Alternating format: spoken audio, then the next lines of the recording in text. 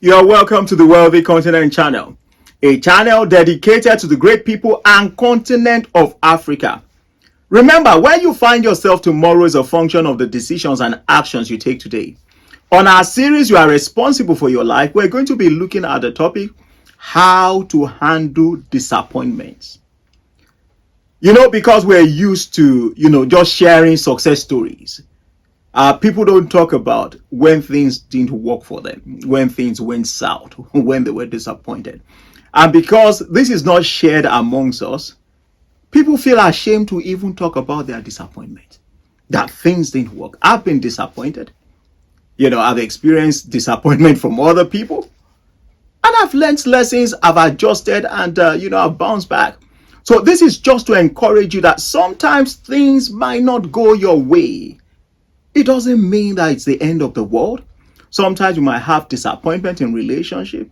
You might have disappointment losing a pregnancy.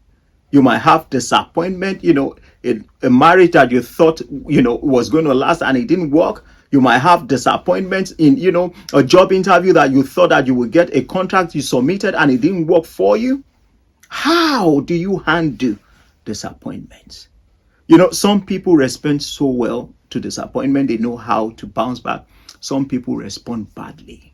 Badly so much so that they are defeated. They are flat on their faces. They are depressed. They can't get back up. They just thought that one thing will work. What do you do when that one thing doesn't work? What do you do when that, what you're expecting doesn't happen? I'm going to be sharing 5 things with you that will help you to handle disappointment and help you bounce back. The number one thing you want to do is you need to ask the question, are you the one responsible? Was there an error in judgment? Was there a miscalculation on your side? It has been an error in judgment on my side before.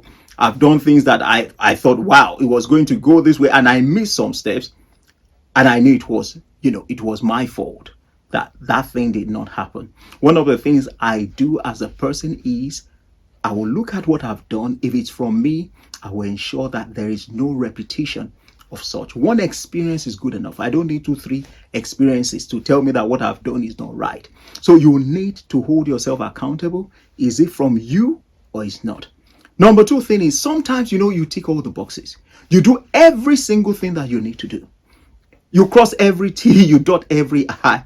But, for some reason that you cannot explain, things didn't just happen. You were expecting to get that contract. You did everything. Your calculation was spot on, everything. And people said, wow, your presentation was fantastic and everything. And at the end of the day, the contract is awarded to someone else. You've done everything, but you don't know. I want you to know that sometimes we don't know why things happen and for what reason. At that particular time, we may not know. The number 3 thing you want to check is, did somebody else drop the ball? If somebody dropped the ball, then you need to know why they dropped the ball and make sure that it doesn't happen again. If it's out of your hands. Now, there are some times that government will make policies. It's out of your hands. Things happen to you. Happens to your finances, happens to your business. It wasn't directly your fault, but somebody dropped the ball that affected you. So how do you shield yourself from that? You need to look into that. The number 4 thing is, you must have time to reflect and draw the lessons learned from such situation. To avoid it, you need to think and reflect. How did we get to this place? What happened? What are the lessons we can learn? How can we have contingencies so that it won't happen next time? We can have a defense. We can prepare. For occasions like this, when making decisions, you have to look at the best answers, the best solutions that can come out. At the same time, you have to look at the worst. If it goes south, what will happen? And if it goes the right way, yes, is a way to ensure that you are covering all parts. The number 5 thing is you must have a positive attitude.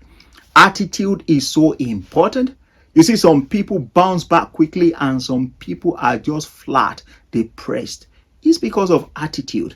Now, how would attitude affect you? You want to be strong. You want to push back. You want to stand up. You want to quickly shake it off. Shake whatever it is that is happening to you. You want to be more determined. You want to tell yourself that I'm going to get this result. It didn't happen this time around, but I'm going to work on myself. Now, if you're going to do that, the number one thing you're going to do is check your state of health and your state of mind. Mentally, are you sound? Health-wise, are you okay? Has the disappointment affected your health or not? If it hasn't, fantastic. Mind-wise, are you okay? If you're all right, fantastic. The number two thing you want to check is you must get back to the drawing board. If things didn't work, how will I make it work next time? So be quick to get back, respond. The number three thing is you have to learn from sportsmen and women. If you are into sports, whether it's athletics, whether it's tennis, whether it's football, whether it's basketball, whether it's swimming, you can't tell me that, the number one, the person that you love, you respect, a fan, you are a fan of someone, that person is the one that wins every time. Whether it's in football, it's not just one team that wins every time. Whether it's in tennis, it's not just one person. Whether in swimming, it's not one just person. You always see new people come. But one of the things that these people do when they don't hit their target and they've done everything, you don't see them quit. You don't see them depressed. In the next tournament, they are there again to compete. They shake it off quickly and they get back into business. So what am I saying? Don't beat up yourself because it didn't happen. Get on your feet. It's time to be more determined. It's time to prepare better. It's time to make it happen. And I want you to know that if you go through this process, you'll be able to quickly respond in a positive way to handle disappointments when they come your way.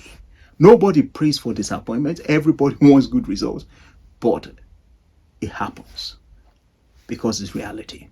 If you have been getting value from our videos, we'd like you to consider subscribing to our channel, clicking on that like button and sharing with others.